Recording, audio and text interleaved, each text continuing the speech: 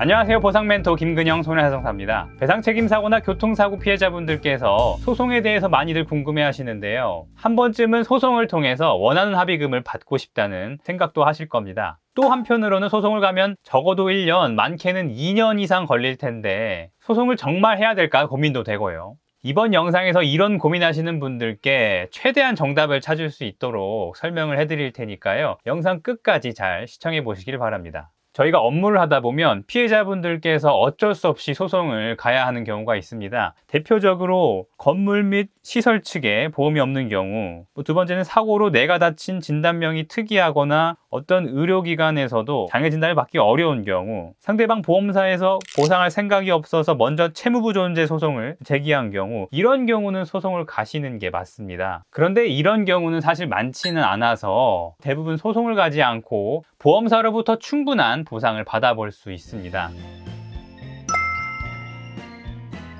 소송이라고 해서 반드시 피해자에게 유리한 건 절대 아니거든요.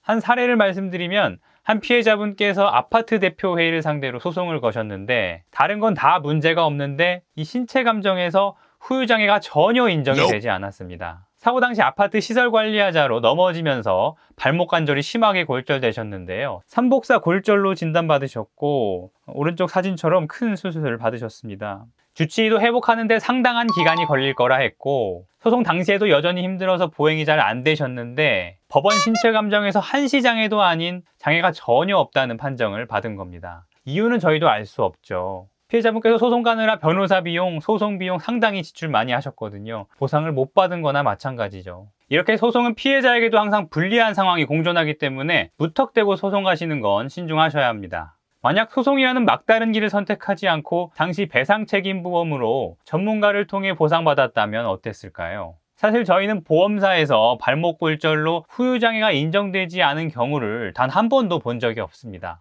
사고로 인해 관절이 망가지면 후유장애는 남는 거니까요. 소송 없이도 원하는 만큼 충분한 보상을 받는 분들이 상당히 많습니다. 보험사도 소송 가지 않고 끝내고 싶어하는 경우가 많거든요. 제가 드리고 싶은 말씀은요. 소송은 항상 피해자분들에게 유리하지는 않습니다. 오히려 소송을 하지 않아도 보상을 잘 받아볼 수 있습니다. 이 영상은 저희 보상멘토에서 최근에 진행했던 피해자분의 인터뷰 영상인데요. 이 피해자분도 여러분과 비슷한 생각으로 소송을 고민하셨습니다. 보험사가 대하는 태도도 화가 나고 사고를 유발한 지자체 담당자도 굉장히 불성실했으니까요. 그런데 소송 생각으로 한 변호사 측에 문의를 하니까 의외로 확신이 느껴지지 않아서 저희 보상멘토로 업무를 맡기셨습니다. 그럴 만한 이유가 있었겠죠. 소송을 고민하시는 분들께서 소송을 가지 않더라도 보험을 통해 원하는 보상을 받을 수 있다는 걸 꼭 아셨으면 좋겠습니다. 네, 여러분의 고민에 많은 도움이 되셨길 바라고요. 저는 다음 영상에서 찾아뵙겠습니다. 감사합니다.